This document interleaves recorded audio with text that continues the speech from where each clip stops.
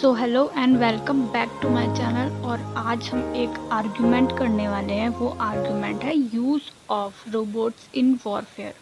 मतलब कि हम इसमें ये देखने वाले हैं कि जो रोबोट्स हैं उनको हमें वॉरफेयर में यूज़ करना चाहिए या नहीं करना चाहिए।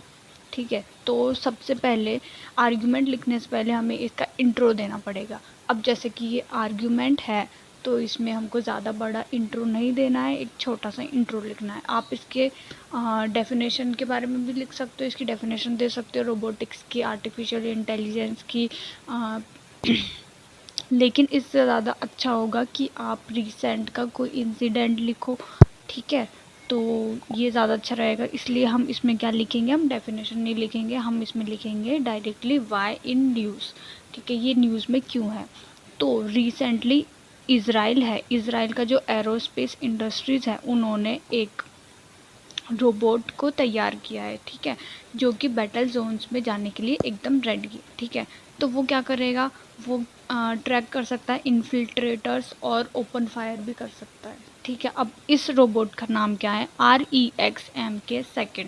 ठीक है, अब ये हो गया हमारा इंट्रो। इसके बाद हमको आर्ग्यूमेंट इन फेवर लिखना है। ठीक है, फेवर का मतलब कि हमें ये यूज़ क्यों करना चाहिए वॉरफेयर में। ठीक है, अब वॉरफेयर में यूज़ क्यों करना चाहिए।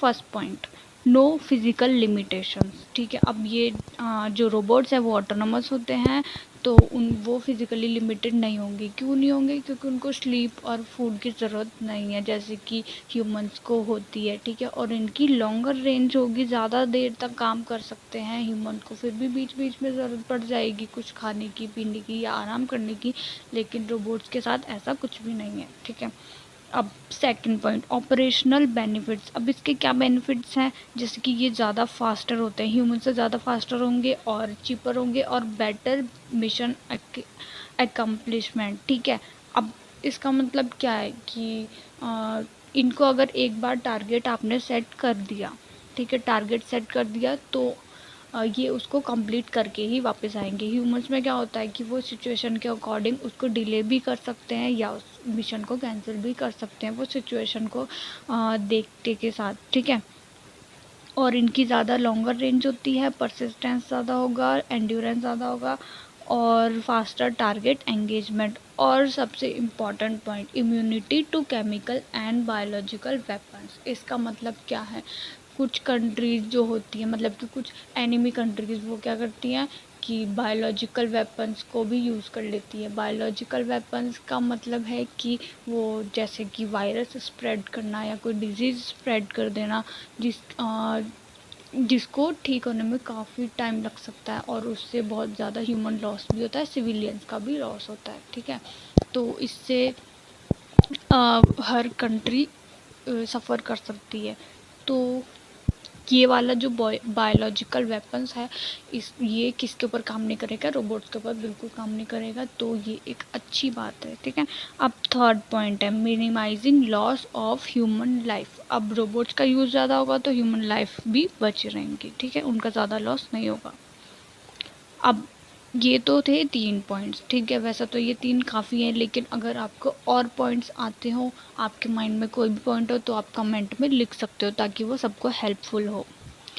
अब देखते हैं आर्ग्यूमेंट्स इन अगेंस्ट। अब हम ये देखेंगे कि वॉरफेयर में हमको रोबोट्स यूज़ क्यों नहीं करने चाहिए। अब इसके तो बहुत सारे पॉइंट्स हैं। ठीक है, तो इसमें लिखने की ज़रूरत नहीं है, लेकिन अगर आपको आते हो तो आप फिर भी लिख सकते हो। अब फर्स्ट पॉइंट है can be hacked by enemy. Enemy countries जो होती हैं वो इजीली रोबोट्स को हैक कर सकती हैं, इंसानों को तो फिर भी हैक नहीं कर पाएंगी। ठीक है, अब सेकंड पॉइंट है enable to take immediate decision in unforeseen situation. ठीक है, अब जो रोबोट्स हैं वो तो टारगेट के बेस पे ही काम करते हैं। ठीक है, अब वो बीच में उनमें सोचने समझने की शक्ति थोड़ी ना है इंसानों की तरह कि सिचुएशन के अकॉर्डिंग अपना डिसीजन ले पाएँ। ठीक है, अनफोर्सिन सिचुएशन क्या होती है, मतलब कि जो सिचुएशन अचानक से आ जाए उनके सामने, तो वो उसमें कुछ सोच नहीं पाएंगे, वो तो वही चीज़ करेंगे ना जो उनको करने के लिए भेजा गया है। ठीक है, अब third, may not be able to distinguish between civilians and enemies. अब वही बात है कि रोबोट्स को सोचने समझने की शक्ति नहीं है, तो वो एनिमीज़ और सिविलियंस में फ़र्क कैसे कर पाएंगे। ठीक है, हो सकता है कि वो सिविलियंस को ही चोट पहुंचा दे, ऐसा भी हो सकता है। अब इसका एक एग्जाम्पल है, ठीक है, इसका एग्जाम्पल क्या है, जो रिसेंट इंसिडेंट हुआ है। Recently we had seen a robot chopped a boy's finger while playing. अब ये खुद सिविलियंस के लिए भी बहुत ज़्यादा हार्मफुल हो सकते हैं, जैसे कि अभी हमने रिसेंटली देखा था कि एक रोबोट है जिसने एक बच्चे के फिंगर्स को काट दिया था, वो भी सिर्फ खेलते टाइम।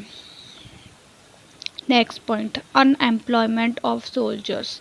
अब सोल्जर्स जो है उनकी अनएम्प्लॉयमेंट भी इंक्रीज़ हो सकती है, क्योंकि रोबोट्स का ज़्यादा यूज़ करेंगे।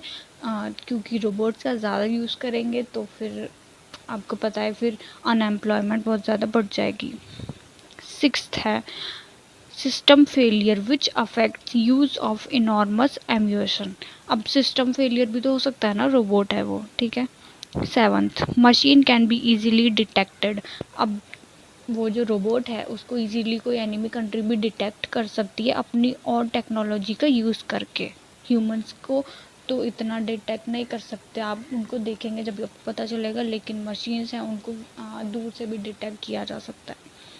8 पॉइंट, सिक्योरिटी थ्रेट्स। अब सिक्योरिटी थ्रेट्स भी हैं अपनी खुद की कंट्री के लिए, जैसे कि ड्रोन अटैक हमने देखा था जम्मू एंड कश्मीर में रिसेंटली जो हुआ है। तो आप ये जो रिसेंटली जो इंसिडेंट्स होते हैं छोटे छोटे, ये आप एक दो लाइन ऐसे मेंशन कर सकते हो जिससे टीचर को भी लगेगा कि हाँ आपको रिसेंट की भी नॉलेज है। पूरा इंसिडेंट लिखने की ज़रूरत नहीं है, लेकिन थोड़ा सा एक लाइन आप मेंशन कर सकते हो। उसके बाद last point, error in targeting. Error भी हो सकता है टारगेट में, ठीक है। फिर उसके बाद अब ये पॉइंट्स ख़त्म हो चुके हैं, अगर आपको कोई पॉइंट और आ रहे हो तो आप कमेंट में लिख सकते हो। अब इसका हम देखेंगे वे फॉरवर्ड, जिसको कि हम कंक्लूजन भी कह सकते हैं, ठीक है। Technological revolution propelled by artificial intelligence, machine learning etcetera is the need of the hour to enhance efficiency, productivity and optimization. अब क्या है, जो आर्टिफिशियल इंटेलिजेंस है, मशीन लर्निंग है, ये सब जो है इनका यूज़ करना हमको आना चाहिए और इनका यूज़ करना चाहिए, क्योंकि इससे एफिशिएंसी बढ़ेगी, प्रोडक्टिविटी बढ़ेगी, ऑप्टिमाइजेशन बढ़ेगा, ठीक।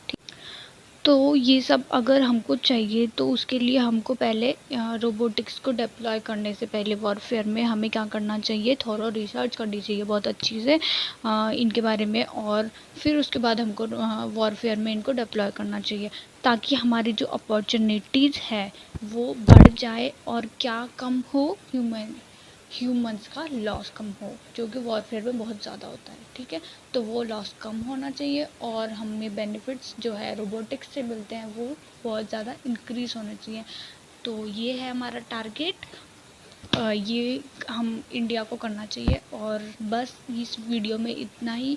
और आपको अगर ये सब पॉइंट्स अच्छे लगे हो तो कमेंट करके बता देना, और नहीं लगे हो और आपको कुछ ना कुछ इसमें एडिट करना हो तो आप कमेंट में वो लिख सकते हो।